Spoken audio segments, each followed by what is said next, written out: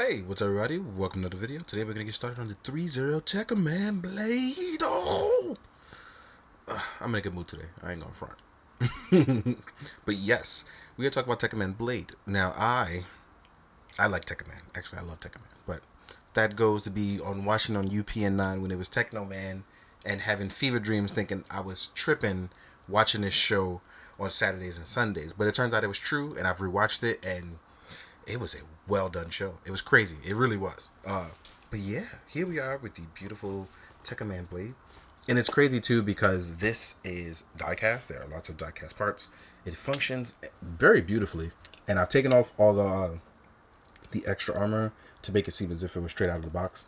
So let's talk about our look and articulation. And I do want to say, warning, everything that seems sharp on this is actually sharp. Please don't hurt yourself. It is very, very easy to hurt yourself on this because it's all sharp. Please be careful, including the knuckles. Knuckles are brass knuckles, basically. Now, look-wise, I feel like this is functionally, even outside of Sentinels, I feel like this is probably the best one you can get bang for your buck wise because it's bigger. There's more die casts. There's a lot of functionality here that I think that they covered very well with the Tekkaman from ThreeZero. Now, our shoulder pads move with our arm. As you can see, they'll cause movement there. But you will get room to obviously be able to hit a T-pose with little to no issue. There is also a regular bicep swivel inside. The only problem is to get that double joint, it can't come up on the pad. So this is about as far as you'll get with that double joint. So please be careful. Again, die cast, so you can't be going like crazy with it, right? Our head articulation wise, we will get tons of room to emit emotion. Look at that.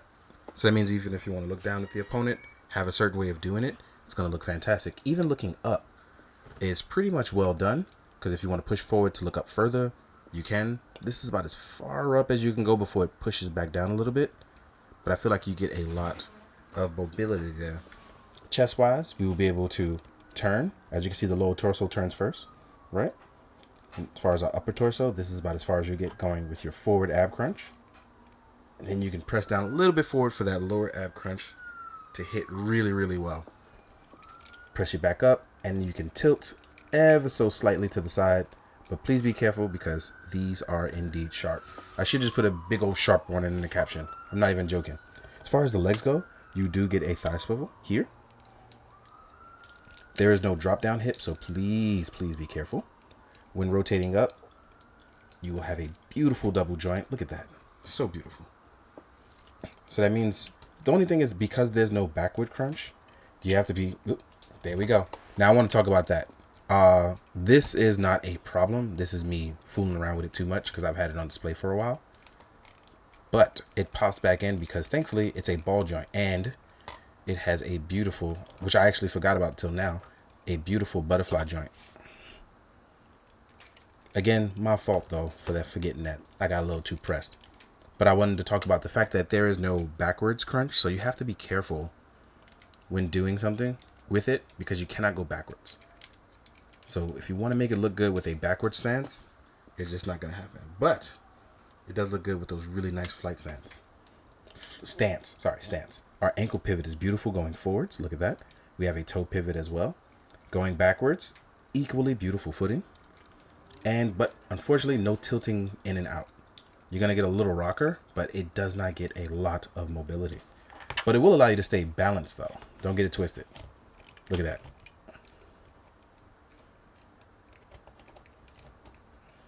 So even posed up very nicely. Look at that. Also, we do have our blasters. They do open up on both ends. Look at that.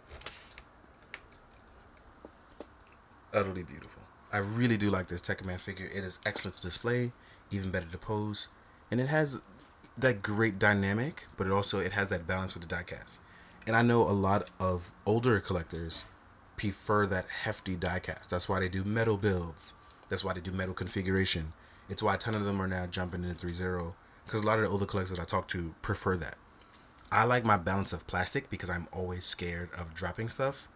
But I won't lie, with ThreeZero stuff, especially their robot and mecha stuff, I've been very comfortable with their die cast because it seems like they make it sturdy.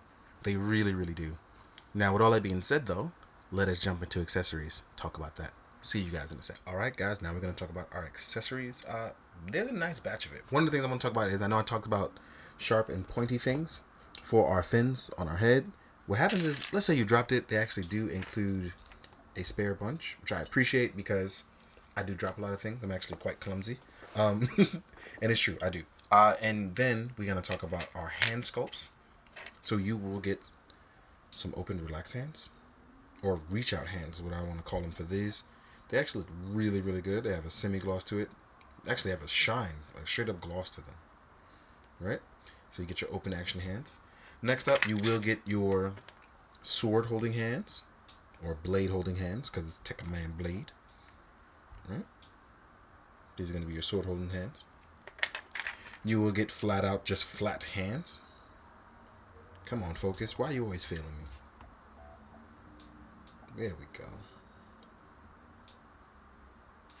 Then you will get one hand straight out for holding his crystal. And the crystal is removable. That's the whole point. But it is meant to hold the crystal when you want to power up. Next up, we're going to... the sword, obviously. So here we are with our blade. I put it in this combined form just so you can see what it's like. But it's an easy... You just twist out. And this is actually a removable piece. I jammed mine in there, so I got to use tweezers to get it out. Oh, there it is. I was strong this time. Strong. So that way, even if you don't want to do it in twin blade version, you can do it as a spear or naginata, depending on your take on it. These are really nice and hefty.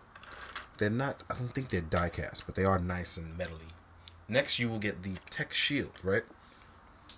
And you can actually store the shield mounted on either arm or put it as a butt plate, which is hilarious because you will get an opening here and you will get an extra peg part to peg it in to the back plate. And when you're doing this, you can either place it back here, or you can remove these back gauntlets right here at the back of the forearm, and you will get extra parts to show it being on the left or the right to place the tech shield. I'll show it in photos. I just don't want to take it off and lose parts because I do want to talk. Oh, not to even forget, you will also get the wire for the wire card. This is a metallic wired grappling hook. You are going to be able to remove this front piece to place inside for the wire. So you can just shoot it out like it was a grappling hook. Not like you need it. You're a space knight. So I don't think it's really needed, but you never know. I'm telling you, man, they know better than we do about space. Now, one of the highlight features of this figure that I didn't want to talk about until now is going to be the LED feature. Unfortunately, on my blasters on the shoulders, my LEDs are really weird, and I'm not sure if it's the button from being stuck or it's the batteries. I'm not sure, but we do get a light up head feature by pressing this up. I already put the batteries inside, but as you can see here, we do get a beautiful light up feature. Let me place this back on so you can see it. And I really like the feature for the light up head. It looks really, really good. And then when we lift up for the blasters, you can see we can push in to have those blasters light up. There is a button to push them on and off. Like I said, my problem is one of my blasters on this side have troubles turning on. It's been a big issue for me, and I'm not sure if it's a faulty issue or what, but it kind of is a little bit of a downer because I'm hoping I can get it to work for photos to at least stay on. But as you can see, the LED feature is absolutely beautiful. So hopefully when they do Tekkaman Blaster, which I hope they do, look at this. Look how beautiful this looks under this lighting. Really nice. Now, now for size comparison, it's a little weird because I don't think I have other robots technically in this scale. So I'm going to compare it to the Sentinel one size-wise, and then maybe some other robots I can try to find. So we'll see how it looks. So I'll see you guys in a sec. And now we're on to the size comparison, which is honestly going to be a very quick one this time around. All I have is the previous Tekkaman blade done by Sentinel. And while one is going to be your one for articulation, which is going to be the Sentinel one, which is way better articulation, There's also this one, which is kind of the blend of articulation and diecast. But you got to see there is a gigantic difference in terms of height. So it's one of those things you really have to sit down and figure out how you want to go about it. Especially because one is a super articulated figure, while one definitely has diecast and LED function. So it's one of those things you have to find the blend in between. Now, one thing I want to add to it is that if you've ever watched Tekkaman or Technoman, one of the greatest things that you can figure out is the whole trying to put a person inside of it. So, as you can see, one of the things I think about is if this was a dude in a suit of armor, it would fit better up against stuff like action figures and things like SHF. It fits a lot better with their human scaling to show it as a dude who is inside of a giant figure. So that's one of the things you want to try to keep in mind. Now, with that being said, guys, thank you so much for watching. It's one of those things I truly hope that you've enjoyed. And as always, please be good, do good, and drink your water, guys. Later. Alright. One thing I did forget is that you actually have replaceable ribs here. You can actually pop these out and put the ventilation ribs in on each side, should you choose to. So you do have the option to do that. I'm going to add this in at the end, just so you guys know. You get 2 pieces. So, thanks as usual. Hi, Ichigo. He's right under me. I don't know if y'all can see that, but yeah, later.